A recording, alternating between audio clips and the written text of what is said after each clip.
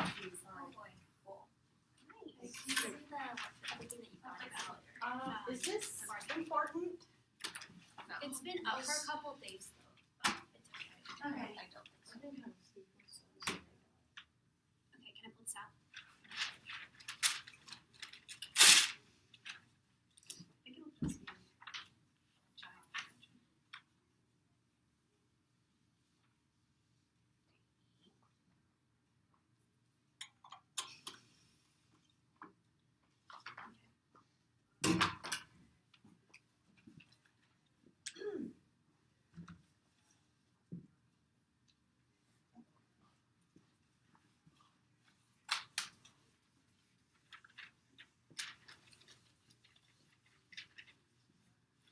Okay, is everyone ready? Okay. As the leader of the affirmative team, I strongly affirm today's resolution that the United States federal government should repeal protections for salmon and other endangered fish in California in order to alleviate the water crisis. So I'm going to be going into some brief framework and then move on to address the affirmative team's case. So because of the word should in the resolution, this should be a policy resolution. So we're going to be putting forward a plan, and we ask that you weigh this debate on net benefits, or the greatest amount of good. Okay, let's talk about the plan. So the plan is that is essentially the resolution. The United States federal government, as soon as possible, through normal ways and means, will repeal protections for salmon and other endangered fish in California.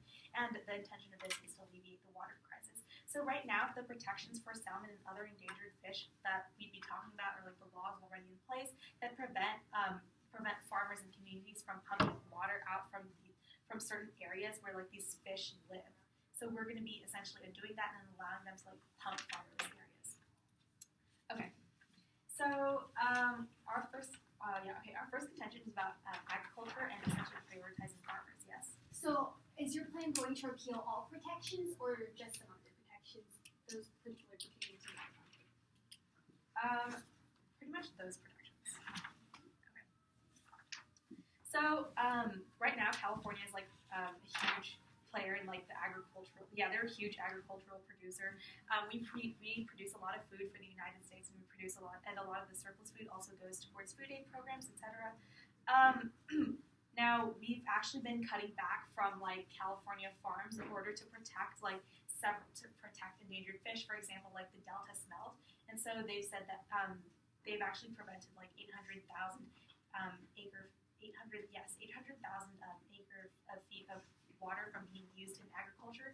That could have actually grown. That could have been used for 200,000 acres of crops, or 10 million tons of tomatoes, or 200 million boxes of lettuce, and like 20 million tons of grapes. However, despite the fact that like we've actually been cutting off in order to protect these fish, like nothing's really happened. Like it hasn't shown any particular these fish haven't actually like rebounded or done better because of those actions. And so what we see is that like these regulations have really been like pretty much kind of inefficient, kind of useless. We don't really need them.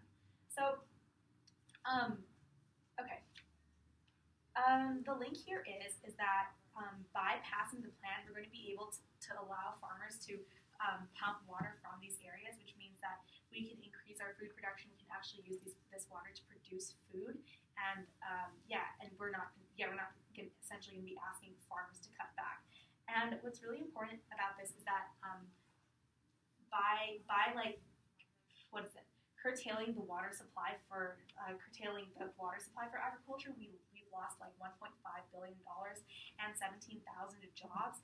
And these jobs are, of course, really important because oftentimes it's a lot of it's people of color or undocumented migrants who have these jobs in farming. And so keeping these jobs for them would be really important because they come here and they essentially don't have any other ways to like make money or actually get a job. So that's going to be really important for them. And it's also going to be really important once again for the economy because we have all this money that we're losing because we're not going to be giving it to agriculture or we're not going to be using it for agriculture. Yeah. Okay. In addition, we're also producing a lot of food for the United States and across the world for, as I mentioned before, for food aid programs. So that's also going to be really important. We see that by passing the plan, we're actually going to be able to continue our production for the United States, adequate production for the United States, adequate production for the world, while having economic benefit and while having economic benefit. So for those reasons, I strongly affirm today's resolution. Okay. Sweet. So we do get something to see, right? Yes. Can I borrow your timer? Yeah, sure. Thank you. Oh, Oh, yeah. I just realized you need your password. Yeah. We're gonna pretend just here. Alright. Thank you. Is everybody ready? I'm going to begin my time. So I'm going to first I strongly negate today's resolution. I'm going to start by going over a counterplan to independent benefits, and then I'll move on to the case of the affirmation. So with that, our counterplan is that we are, instead of repealing these protections, we're going to increase them. Currently, the ESA, the Endangered Species Act, only protects the winter and spring runs of salmon. We're going to increase this to protect in the fall as well. You might say, well, why does this matter, right? Protecting 2/3 of it. Not so, because the fall is actually the fish that goes into fish that is fished. That was a terrible sentence. Whatever the case, this is the most economically significant fish as well as the most harmed fish. From 2002 to 2009, the fall run dropped 97%, and it's still currently collapsing because of the drought. And so you might say, well, why is this? This could be for other reasons. Nope, it's because right around the time when we started taking this data, we began in 2004, record-breaking levels of water pumping away. So what we're seeing is that when we pump more water, more and more fish die. So this is really important. So let's talk about how we're going to fund this, normal ways and means, what we're going to do this as soon as possible, and I'm going to sketch our first advantage. And that's we're going to be protecting a keystone species. Because here's the thing. When salmon are going down the river, a lot of stuff is happening. So we know from the start, not all the salmon are going to make it. This is not just because they're dying because of water pumping. This is also because they're getting eaten by things like bears and other animals. So not only are these bears and other animals getting fed by the salmon, but after this, then the marine biomass that's left behind goes into forests. It goes into vineyards. It goes into all these different areas across California, such as agricultural fields, and helps them grow. If you look at tree records across California, historically speaking, whenever we see a decline in this marine biomass from salmon, we also see forests start to die. We see crops start to die. All this bad stuff starts happening, and it's because the fish, which were holding this together, they were working as the glue, are all dying. So you might say, well, why is protecting these going to stop this? Because let's talk about what actually is hurting the salmon right now, and that's the overpumping and export of fresh water. We're also seeing a mismanagement of land, particularly in Marin County, because property owners are making decisions to move shrubs and things like that that is causing flash flooding in rivers, which kills baby fish. We're also seeing deforestation, which is also hurting these fish as well as the environment. So we see all of these things happening, all these things that would not happen if this protection was extended. Then we're seeing more fish dying as well as other environmental detriments. Because what happens when you're killing fish? When you see deforestation? What happens when forests are dying due to the lack of marine biomass is that they remove less carbon dioxide from the atmosphere. When we're seeing less carbon dioxide removed, we're also seeing more global warming. And man, global warming is a positive feedback loop that if we don't stop it now, it's never ever going to stop. And we are all going to die from climate change, and that would suck major. Let's also talk about how right now the population cannot bounce back if it's not protected. This is according to Gail Seymour from the U.S. Fish and Wildlife Department. Because right now, why are there even any salmon at all? It's because hatcheries are putting salmon in trucks and driving them by the river and then shoving them back again. There is so little water that salmon are commuting not through streams, but in trucks. And if someone looks at this and says, yeah, I think we really need to get less water, you might ask yourself, is this really a good idea? The answer is no, it's not. We're only seeing 3% of king salmon surviving.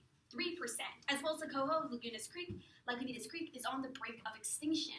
What we're seeing right now is the possible extinction of basically every kind of salmon out there that lives in California. And California has one of the last viable salmon populations south of Oregon. So that means ecosystem collapse, and that's not fun for anybody. Least of all, humans, who will die along with the ecosystem. Not only are we seeing economic detriments to us all being dead, as well as our forests and crops dying, we're also seeing the fact that, we're all dead and we can't ever be undead. So reversibility, magnitude, kind of big. So let's talk about economic incentives and why it's really important, economically speaking, that the fish survive. So hopefully I've convinced you that for our own lives, we should preserve the fish. But if we look at the dollars, each salmon, like a single salmon, is worth about $1,000 through the jobs it provides, through the direct sale of salmon, through the Growth Regional Project, through the ripple effect. A single salmon has tremendous power in local economies. It's a huge industry which is currently dying due to the fact that we don't have a whole lot of fish anymore. Even now, the amount has decreased. It's still a $1.5 billion industry just from directly taking the fish out of the water and selling them. So we're seeing a huge amount of money going on, as well as, the fact that if none of the fishermen have any jobs, that'll also kill entire communities, which again is no fun for anyone. So with that, let's talk about my opponent's case. So their first major contention was about why we need to protect agriculture. So they begin by talking about how protecting the fish didn't really do anything and how who really needs this water is the farmers. So let's talk about how the protections for winter and for spring are the only things that are preventing all the delta smoke from dying right now. That's kind of a big thing that the policy did do. This is the equivalent of complaining that your parents aren't bankrupting themselves to buy you a car. Sure, your quality of life will be improved a little bit if you have a car, but there's also the part where your parents are going to be bankrupt, and that's not going to be fun for anyone. It's completely ridiculous, considering that in response to their stat, we have a stat on how farm employment and crop revenue actually grew last year, according to government stats. So there is that. The thing is that what we're seeing is a spoiled child. We're not seeing an industry that's being strangled. What they're saying is going to happen is just frankly not going to happen. And they're talking about also a harm of how we're going to lose food for food aid problems. Guess what else you can eat? Fish. Guess what we can't eat right now because there's no water for them? Fish. Guess what the food aid problems can have if we increase protections? Fish. Fish will save the world, and my opponents are trying to kill them. Yeah, so let's get into some summary because I have some extra time. So, here's some important points you should remember. 1, we have the last viable salmon population south of Oregon. 2, if these protections are removed, all the fish will die. 3, these fish are the only thing that are keeping forest ecosystems, marine ecosystems, agricultural production up and moving. And 4, if all of these things die, guess who else is going to die? Us. And those 4 things are really important. I had a lot of other stuff in there, but yeah. Thanks. Okay, cool. That was good. Yeah. Okay, cool. Here. I gave up on trying to make sense. Okay, could I? When I realized that like none of my notes were organized at all, I just kind of wrote them. I was like, My God. I don't understand what order I'm supposed to go in. Okay. Don't use like some Okay. examples. Yeah, Just okay. use an example of like a species that's extinct. Like I don't know. The fish are gonna die, buddy. Okay. They do taste good. I'll give you that.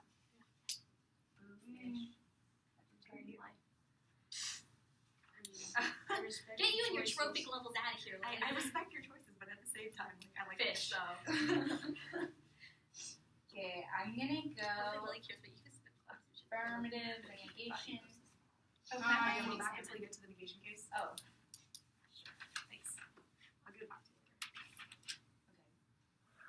time starts now.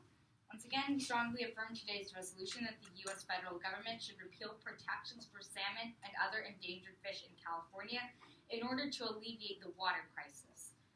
So our first contention was how we would be prioritizing farmers by allowing farmers to be pumping water, which is currently being put to use in protecting salmon and other endangered fish. Once again, going over the impacts of this, when farmers don't get money, it means that migrant workers and people of color especially are going to be losing their jobs, and the issues facing them are going to be ignored in favor of something like fish, which is important. But when we have people here, like real people, whose issues are so often ignored by the media, like further being sidelined to support fish, that's a problem, and we're just going to be continuing oppression because systemic impacts, right? Is this how you do it? Okay, great. If we're going to be focused on fish, we'll ignore the problem that's happening here right now, so we need to be prioritizing farmers.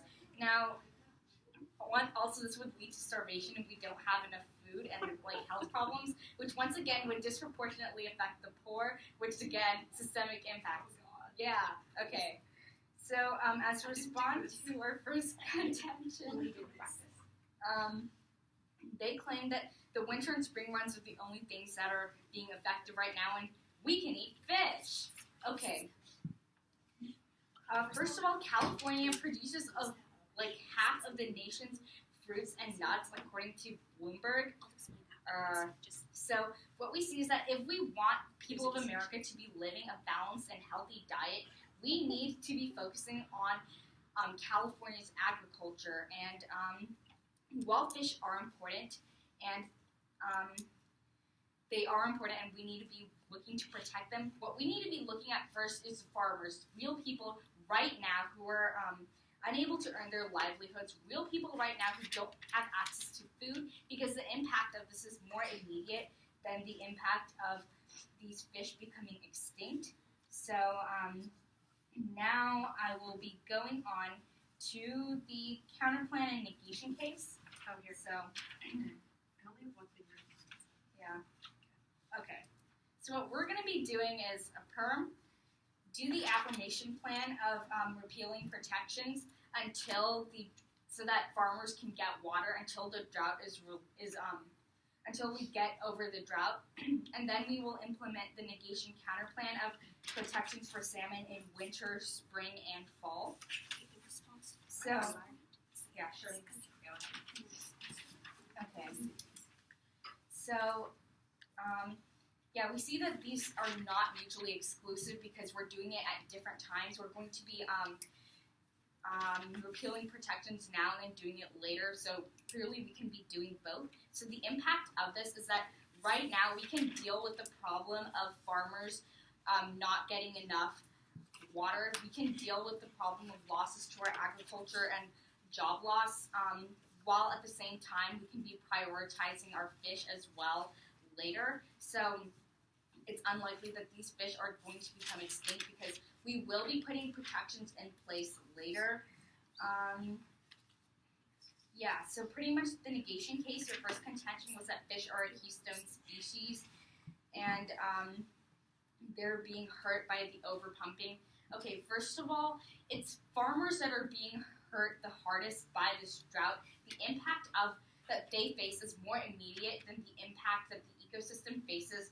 However, we're still going to be focusing on these fish. These fish are important. We're not denying that. It's just that farmers are more important. So we will be protecting these fish, and they will be able to weather the drought. Because clearly droughts like this have happened before, as they've stated that that tree rings or records or whatever show that the salmon population has dwindled before. So, and we're not just going to be leaving the salmon population to become extinct because we will be putting these protections in place. The salmon population will be able to bounce back, and we will reap all the positive benefits this has on the ecosystem. As for their second intent, okay, just adding a bit to that, in case they try to come up here and say that salmon is going to become extinct within this period of time that the drought will happen, what we see is that currently in laboratories and things like that, endangered species of fish such as smelt are being bred in captivity. For instance, in one lab in 2006 held 160 smelt and is breeding 250 pairs a year. So this could be our chance to, if we have things like this being happening, we can have a bounce back. Once the drought is over, once we're actually able to deal with the problem, rather than just put off water wherever we feel like putting it. So the thing is, we simply don't have the resources to deal with all the problems that we have right now under our current situation. So instead, we should wait until we have the water to appease the farmers and to work with salmon. And instead, in the meanwhile, we should keep working as we have been doing with laboratories and such. So I guess I can take your question now. Okay, so has or has not salmon populations already decreased by 98%? Yeah, they have. Great. Okay. Okay.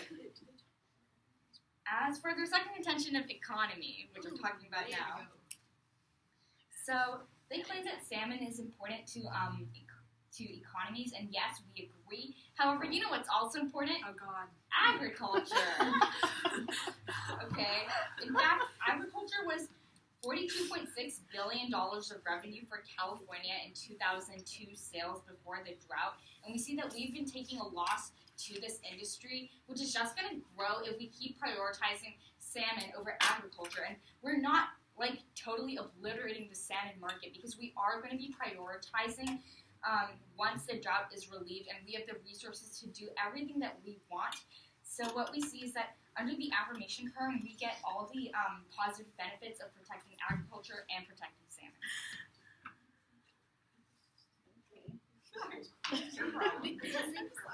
They're saying that they can solve ecosystem collapse later, so you just have to say that they can. Because Your name is Claire, not Timer. Do you need my timer? maybe we're going to humanize my partner. That's fine. I don't really. No. Say yes. Are You sure need about the that? timer. I think you need time management is good. Okay. I'm not Daeny gonna- would know it. this- Somebody managed her time well up until this By point the today. end of my speech time is going to be the least of my worries. Oh boy. God. You're going to knock it down. Have confidence in I should yourself. high five you. Okay, that's okay. Didn't we go over this last time? Yeah. What is this, Claire? What? Confidence. Okay, you and Pearl both. Okay, like you said, we have a no negativity rule here at ND.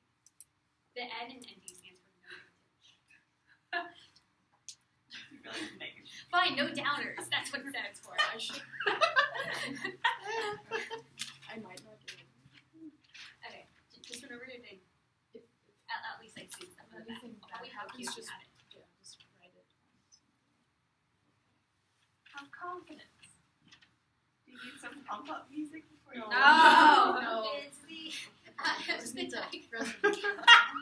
So, Anyways, can I do an off-time movement? no.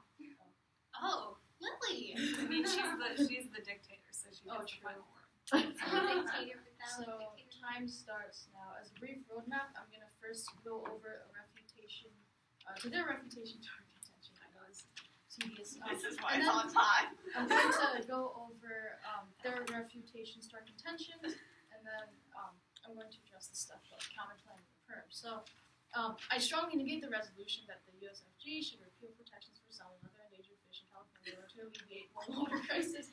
Okay, sorry. So their first contention is about how agriculture is important, and then to this we said that we can eat fish, and to this they said that farmers have people of color, have farming jobs, and California agriculture is important. To this we say that they kind of ignored our point about they kind of ignored how if we destroy if we let all the fish be destroyed by the water pumping, I'll get into that, how they will get destroyed a bit later. Our ecosystem will collapse, thus our society will Oh my collapse, God. and that will pretty much have bad effects socially as well. Yes, people of color will also be disproportionately affected by that.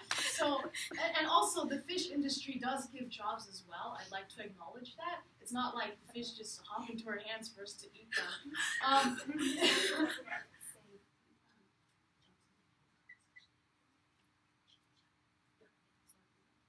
It gives jobs to people. Okay, so to our counter plan, they're all like, "Oh, we're gonna perm this and do it just right after." I'd like to tell you, Judge, that you can't just do this right after. We don't want to do both the affirm teams and the negation teams plans, because if we disregard the negation teams plan, it's basically like postponing global warming until it's too late. It's basically 98% of the salmon population has been decreased by 98%. If we just postpone that until the drought is done, this drought's gone on for I don't know. Anyway, if we postpone that, saving the salmon, they're gonna go extinct. Our fish industry is gonna die. The thing about the biomass that my partner brought up, forests will die as a result. People are gonna abuse land, flash flooding. Wow. Okay, the population can't bounce back if it isn't protected. So obviously, if there's one salmon left, it can't reproduce, man. That doesn't make sense. So that basically salmon will go extinct, the fish industry will be gone, and that's bad. And also ecosystems will die. Is that a question? When are they going to go extinct? When are the salmon going to go extinct? Do you have a specific time frame? I don't have a specific. If the productions are removed right now. The productions are moved right now. So our first advantage to our counter plan is that we protect them. It's marine biomass. We protect the entire ecosystem, in fact, and the balance of that. To this, my opponent said that farming is important too, and we need water for farms. And I'd like to once again say that we can eat fish too. That was never a new thing. And not only that, but droughts have happened before, and pumping like this hasn't happened before. As my partner stated, like over 90% of the salmon population has died. As for plants, that's a different story. If fish die, they take agriculture with them because the biomass basically contributes to the welfare of the ecosystem. Biomass. Huh? Dead fish. Oh, okay, got you. It's like It's fertilizer. euphemism, okay? So, our second thing was that salmon are good for economic stuff. To this, you stated that agriculture is good for economic stuff. To this, you state that, okay, salmon are good economically and they will save the environment. Wow! And they also give people jobs too, which cannot be ignored. So, as you can see, Judge, we clearly have more impacts than the affirmative team's plan, and we also show how we need to prioritize the salmon right now. If they die off, it's irreversible. Forests will die off along with them. And if forests are dead, we'll be dead. And simple as that. So we have the impacts of extinction, like ecosystem collapsing, a little bit of a loss with economics, a loss of food. So we basically share all the impacts that they do. Oh yeah, farming first. Farming fish is inferior. Partner will elaborate. I don't know what that means. I know what that means. My partner will elaborate. My God. So, okay. So we show how we have even more impacts than the affirmative teams. We encompass all their impacts, and we show how their plan should not be prioritized over ours in terms of time, because we have that irreversibility stuff, how salmon are dying right now, and that's so. I still have time. But if you have a question. Grace, are we going to have an agricultural fight? Aquaculture fight in the next two speeches? Pause. Damn. All right. So do you have any questions? That was my only question. Okay. I will fight Oh, wait, about shoot, aquaculture sorry. any day. I Oh my accidentally God, there are so said many that. bad statements. Sorry. Thanks.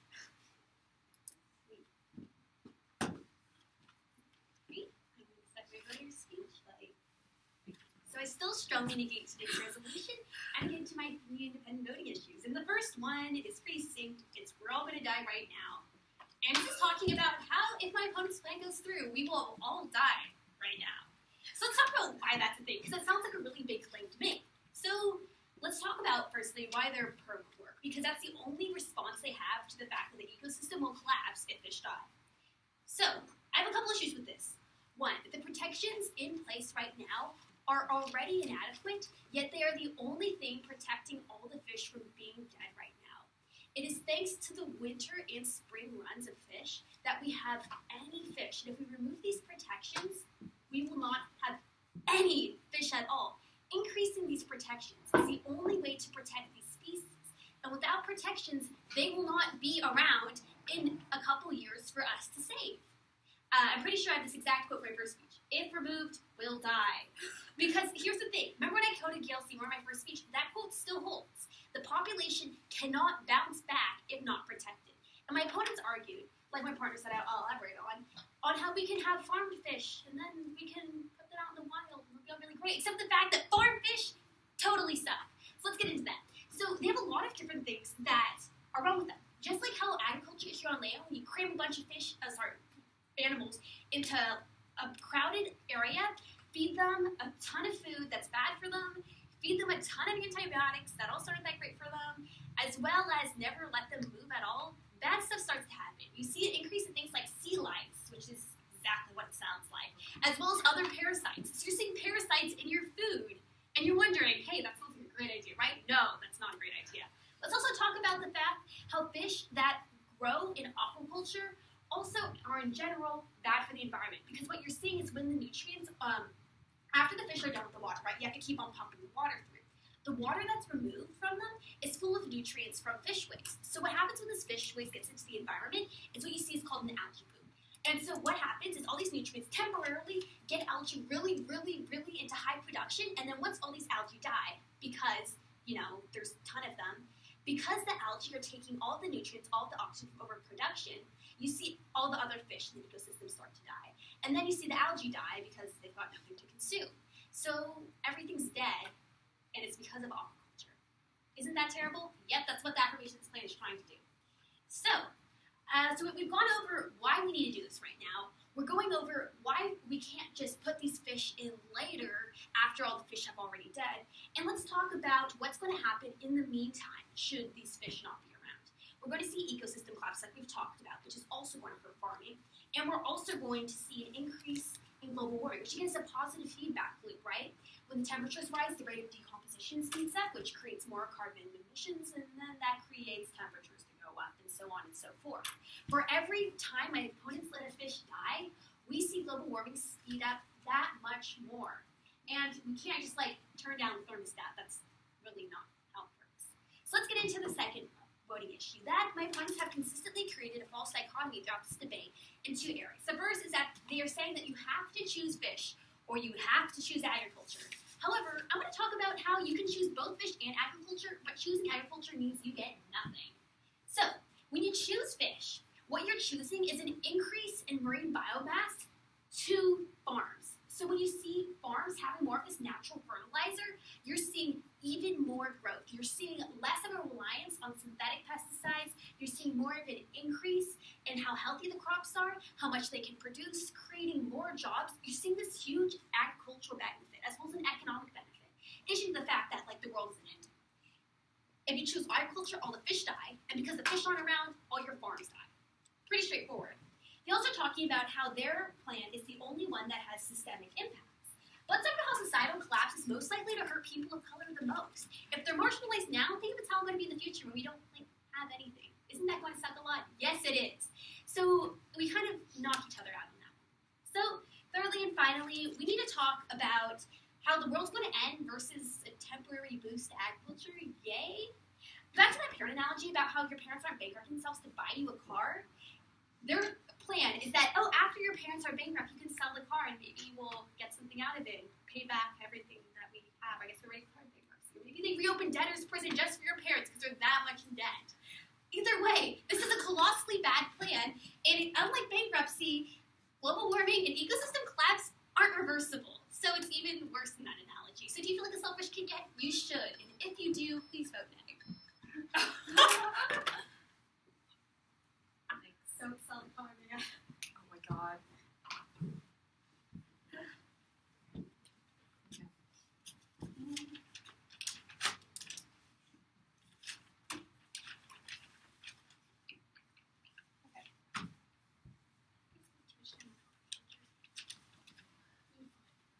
I'm not gonna have one because I don't like it. I don't remember any of my. I prepped an app for this last year, and I was like, now I don't remember it, so I don't really. Oh, that's what you're doing. Oh, that one time you did policy. Sometimes. Okay. I know, same. Okay. As the leader of the affirmative team, I strongly affirm today's resolution that the United States federal government should repeal protections for salmon and other endangered fish in California in order to alleviate the water crisis. So I'm going to be going through a couple key points in this debate and then move on. I'll just go a couple of key points. Okay. First of all, let's talk about the importance of agriculture. So we have a lot of really important stats that the negation team seems to forget here. I'd like to point out how they keep saying throughout the round, you can just replace everything with fish. We can eat fish. Okay, so California produces 50% of the world's fruit and nuts. So instead of fruit and nuts, you want to eat fish? Sure. Yeah. Okay. Hey, Lily, do you want fish instead of fruit and nuts? Okay. I don't know, man. Okay, that's essentially what they're saying, right? Okay. So that's a really important statistic that they forget. Second of all, we also talk about specifically we bring a lot of other statistics here about cutting off water for agriculture means that you lose $1.5 billion and 17,000 jobs that are linked to this. And then refer back to my partner's stuff about systemic oppression stuff. And I mean obviously starvation is really bad too.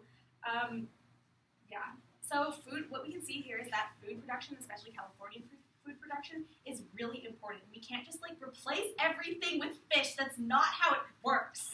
Okay. Okay. Sorry. Second of all, let's just kind of look at all these really wonderful claims that they make, right? If you choose agriculture, you're gonna die right now. That's essentially like the whole like LOR, right? That if you choose agriculture, everything's gonna go bad, everything's gonna die, we're all gonna like blow up or something, right? I don't think you understand what you're working. Okay, anyways, we're all essentially their point is that like the world and the society are gonna collapse as a whole. Like they make these claims like throughout the debate, and what we see is that like there's not really any explanation behind this. They just Point of order, they guys! Point of order! Stop your time right now, young lady! Okay, this is the first time in like the entire debate that they've addressed the fact that ecosystem collapse is going to happen. They just kind of heard it now, so this is new refutation of something that they should respond to. Oh, my response is that she's right, but I'm going to continue talking about it anyways. Vote on that, Judge! Yeah. Okay. Shoot, where was I? Okay. Yeah. Anyways, they have these like really wonderful sounding claims about how they're going to be like amazing and we're going to be like the destroyers of the world. That's just completely false. They don't really have like a link story to this. Yeah. They have like a lot of really pretty rhetoric about how aquaculture creates sea lice and parasites, but like that's like that's all they really have like explanation and warrants for. Okay.